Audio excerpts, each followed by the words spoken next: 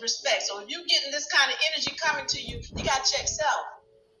And then when we get low self, then she can make him disappear.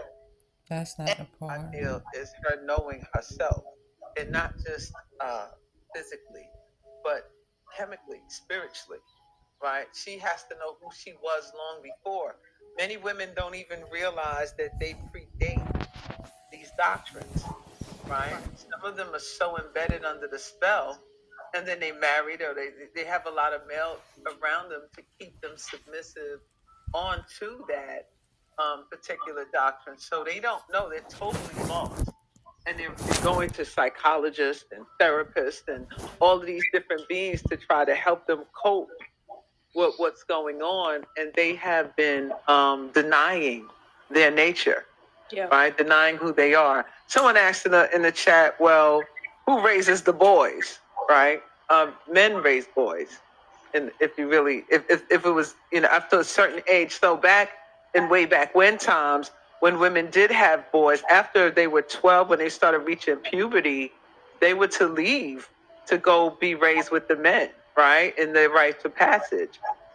Because there are things that they can teach them that they need to learn about their nature. Because women, I think boys who stay under women far too long may not understand their nature totally as well. And they become, there is a syndrome where women are trying to make their sons their husbands.